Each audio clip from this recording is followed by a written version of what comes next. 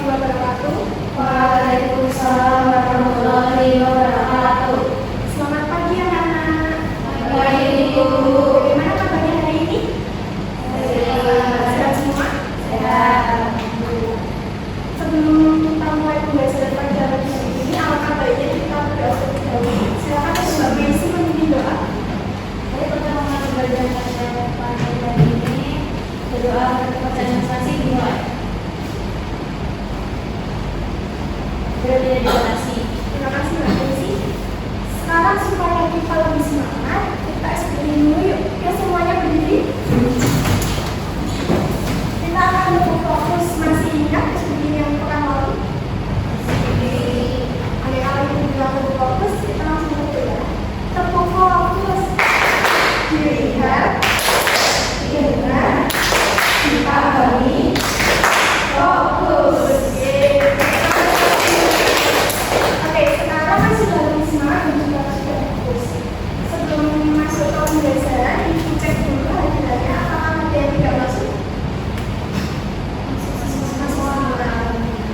Oke, kita lanjut ke pembelajaran. Oke, sebelumnya Ibu akan bertanya, adakah yang di sini mungkin sarapan atau tidak sarapan? Tidak sarapan. Kalau dari kalian ada yang pernah telat makan atau tidak? Kalau telat makan, apa sih yang kalian rasakan? Sakit perut, terus mual. Hatinya nyeri atau tidak? Berkaitan dengan itu ada kasus berkaitan dengan kehidupan sehari-hari. Di sini ada sebuah wacana kasus. Di sini ada wacana kasus. Ibu minta dari kalian salah satu untuk membacakan. Silakan Mbak Cinta. Wacana kasus. Ada siswa kelas 9 memiliki kebiasaan kurang sehat. Dia sering begadang, melewatkan sarapan dan memiliki pola makan yang tidak teratur. Angga juga sering mengonsumsi makanan pedas dan minuman bersoda. Untuk mengatasi hal dia terbiasa minum kopi hitam saat perut kosong. Beberapa waktu terakhir Angga sering merasakan nyeri urut, mual, perut kembung, dan sensasi panas dan berat. Setelah diperiksa, begitu juga gejala psikis. Oke, terima kasih Mbak Ita. Jadi Ibu akan tahu promosi kalian. Siapa tokoh yang ada di wacana kasus tersebut? Kira-kira Anda mengalami sakit apa? Sakit perut, sakit apa? Terus sakit apa lagi? Lambung ya. Kebiasaan yang dilakukan Anda itu apa? Yang menimbulkan sakit ini? Ya benar. Anda di sini ada sebuah kasus di mana Anda mengalami sakit mah yang disebut sebagai gastritis fokusnya. Di situ kebiasaan Anda seperti kalau makan, kemudian dia sering minuman soda, dan di sini juga ada gambar. Kira-kira ini gambar apa? Transportasi. Sehat atau tidak? Kalau di sini ada gambar apa? Seseorang sakit? Nah, selanjutnya di sini juga sudah disajikan sebuah data. Di sini coba kalian perhatikan dari 5 data ini sedang membahas apa?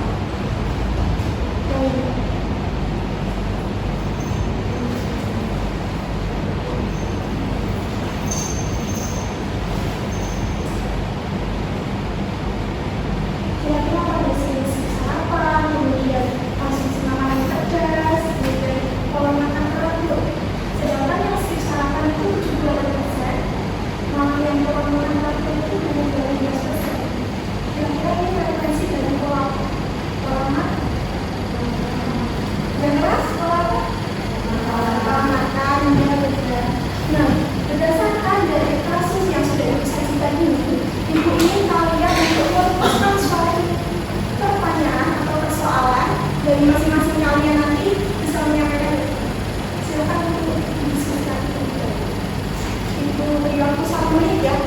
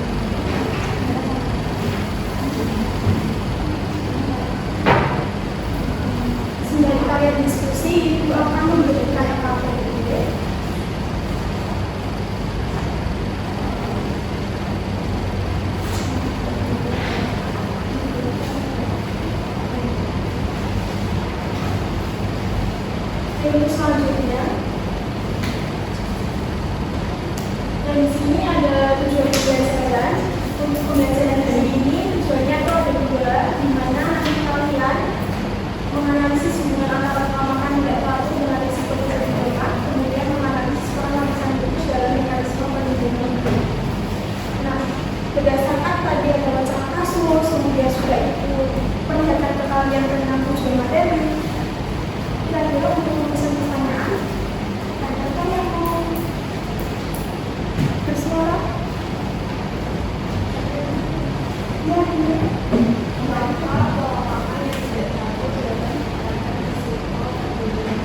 Oke, baik. Untuk yang lain, silakan.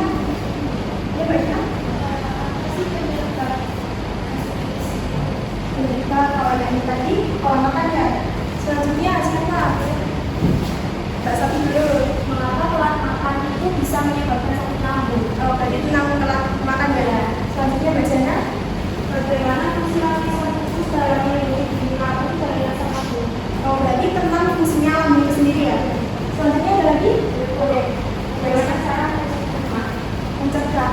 Oke, dari berdasarkan rumusan yang kalian susun tadi, Ibu akan kelompokkan. Tadi kan Mbak Rizka tentang mencegah ya. Kemudian tadi Mbak Jana tentang fungsi lambung. Terus Mbak Sofi yang tadi tentang telat makan, dan Mbak Rika tadi telat makan, kemudian Mbak Rika penyebab. Jadinya kalau penyebab dan juga pencegahan itu jadi satu sama fungsi lambung, kemudian untuk yang pola makan, telat makan tadi jadi satu ya, jadi satu kelompok. Untuk sisanya kalian bisa menyesuaikan. Ya, silakan berkelompok ini. Mungkin bisa jadi satu di meja teman aja. Ya, silakan.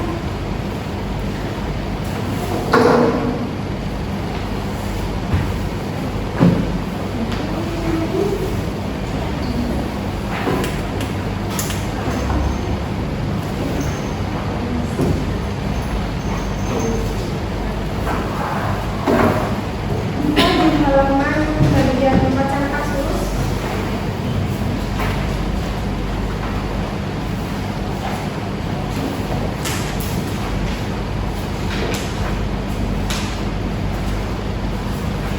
Seperti rumusan yang telah kalian susun tadi, silakan ditulis di bagian kolom dari yang tulisan kalau kalian tahu.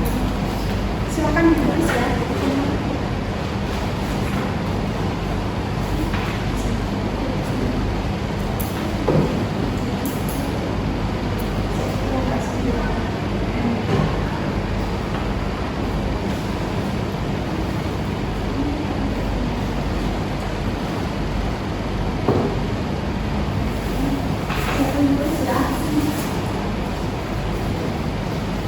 Sudah?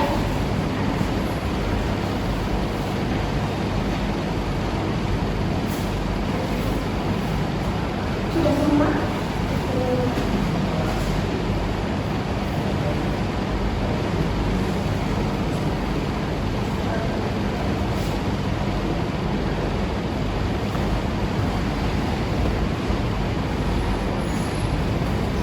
Sudah ya? Sudah untuk kelompok dua? Sudah. Selanjutnya kalian buka di bagian halaman 4.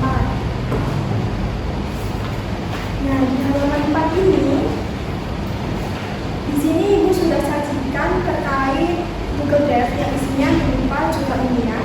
Nah, itu sebagai acuan utama kalian untuk sumber referensi pekerjaan yang akan kalian diskusikan. Jadi di sini ada beberapa pertanyaan, kalian bisa diskusikan.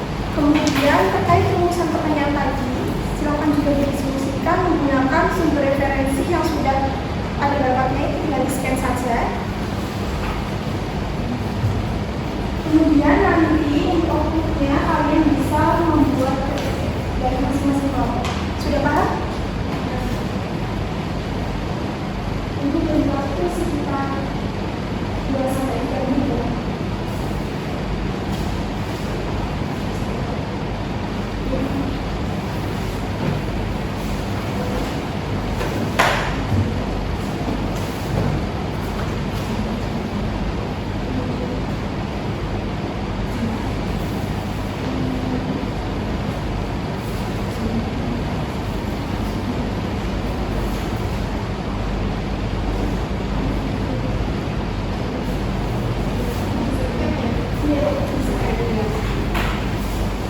Semuanya sudah bisa mengakses Google Drive-nya?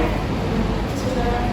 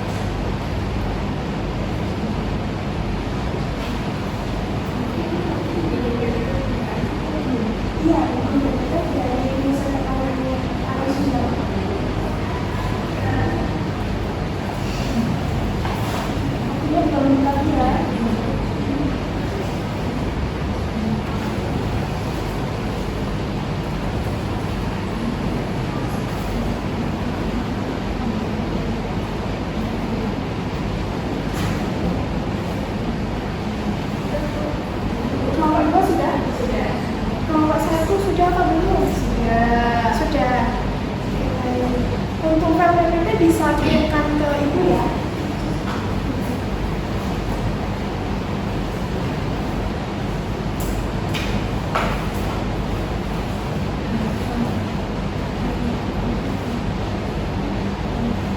Untuk selanjutnya, kalian bisa presentasi dari hasil kelompok kalian.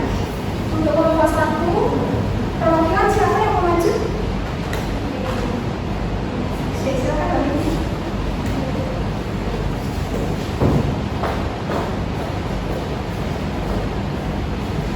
Assalamualaikum warahmatullahi wabarakatuh. Saya perwakilan dari kelompok 1 yang mempresentasikan hasil diskusi dari kelompok kami, yaitu tentang hubungan pola makan tidak teratur dengan terjadinya mah atau beras tipis. Jadi untuk pola makannya sendiri seperti ini, itu terdiri dari pola makan yang baik dan pola makan yang tidak teratur, sehingga bisa menyebabkan beras tipis. Jadi berdasarkan penelitian Musyafra dan Irawan pada tahun 2024 itu sebagian besar remaja memiliki pola makan yang kurang baik dan remaja itu mengalami positif. Jadi hasil penelitian menunjukkan adanya hubungan antara pola makan dengan kejadian positif. Jadi data itu menunjukkan bahwa kebiasaan pola makan yang tidak teratur seperti sering terlambat makan atau melewatkan waktu makan itu bisa meningkatkan resiko terjadinya diabetes karena lambung itu tetap memproduksi asam lambung meskipun tidak ada makanan yang dicerna. Untuk pola makan yang tidak teratur itu bisa menyebabkan lambung terus memproduksi asam lambung meskipun tidak ada makanan yang masuk. Jika kondisi ini terus berulang, asam lambung itu bisa mengiritasi lapisan mukosa lambung sehingga bisa menimbulkan peradangan atau gastritis. Selain itu, kebiasaan melewatkan waktu makan dan mengkonsumsi makanan yang pedas, asam atau cepat saji juga dapat memperparah iritasi pada lambung. Jadi kesimpulannya, yang pertama, pola makan yang tidak teratur itu bisa menyebabkan asam lambung tetap diproduksi meskipun tidak ada makanan yang masuk. Yang kedua, asam lambung yang berlebihan itu bisa mengiritasi mukosa lambung sehingga terjadi peradangan. Dan yang ketiga itu menjaga pola makan yang teratur dengan makanan bergizi dan menghindari makanan iritatif itu bisa menurunkan resiko terjadinya. Terima kasih untuk kelompok 1 dunia puas. Untuk selanjutnya kelompok 2. Saya silakan. Assalamualaikum warahmatullahi wabarakatuh. Waalaikumsalam.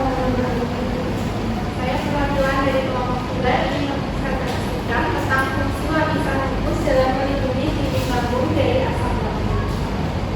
Mengapa lambung tidak rusak oleh asam lambung? Karena sebelum mengalami peran lapisan mukus, kita dahulu kondisi lambung dan patahan yang terjadi. Ini merupakan lapisan mukus sebagai pelindung pada lambung. Ini ya pada gambar. Kemudian mekanisme perlindungan mukus. Nah, lapisan mukus ini bekerja sebagai benteng pertahanan pada lambung. Cara kerjanya adalah 1, 2, 3, dan 4. Kemudian jika lapisan mukus rusak itu akan beresiko gastritis meningkat. Kemudian kesimpulannya yaitu lapisan mukus merupakan sistem pertahanan utama lambung terhadap asam lambung. Kemudian ada mukus dan karbonat. Kemudian kerusakan lapisan mukus yang dapat menyebabkan dinding lambung lebih mudah mengalami iritasi. Terima kasih dari kelompok 2. Wassalamualaikum warahmatullahi wabarakatuh.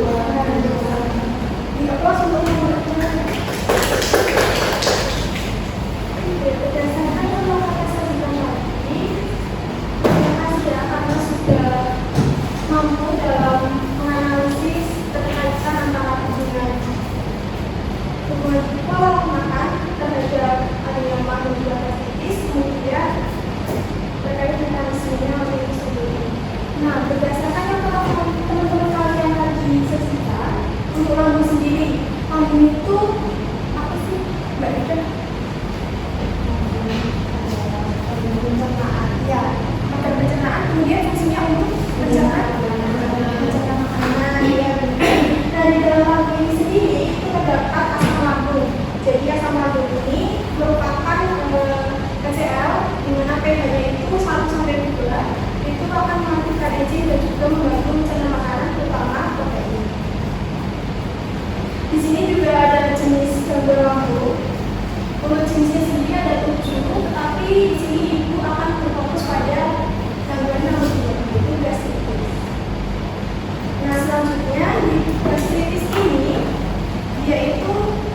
terdapat dikasih di sini ini visualisasi perusahaan di lambung. Jadi di dalam lambung itu terdapat lapisan pelindung. Nah, lapisan pelindung itu disebut sebagai lapisan mukus. Nah, apabila lapisan mukus itu terganggu, apa yang akan terjadi? Lambungnya berpalu. Terus terjadinya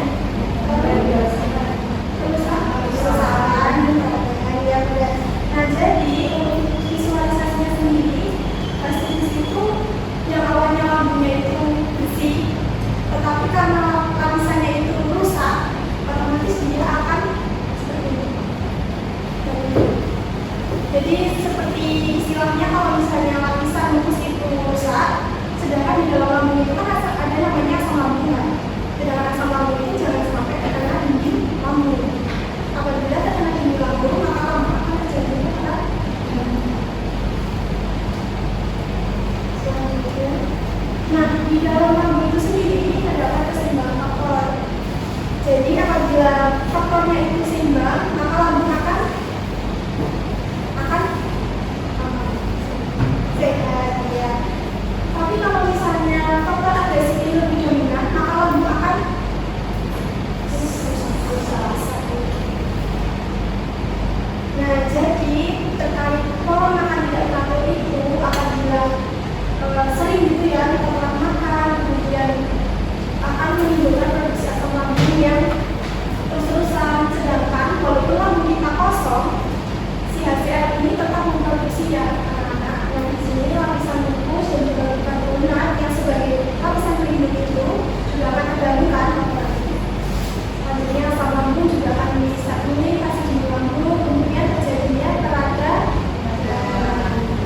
Jadi lambungnya gejala seperti yang anak-anak itu yang tadi, seperti mual, kemudian mulut dan nyeri.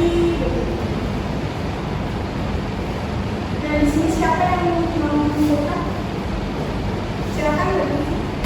Jadi dapat kita simpulkan bahwa pembelajaran hari ini itu orang-orang yang tidak teratur itu bisa menyebabkan produksi asam lambung menjadi tidak seimbang sehingga beresiko merusak dinding lambung. Namun tubuhnya itu sebenarnya memiliki pelindung yaitu berupa lapisan mukus. Jika lapisan mukus ini terganggu, maka lambung itu akan lebih mudah mengalami iritasi atau kelainan.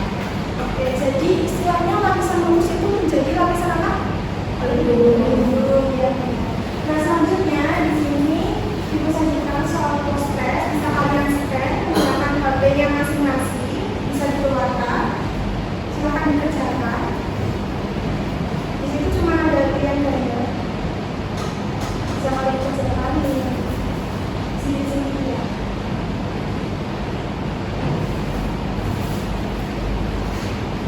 Sudah di-scan?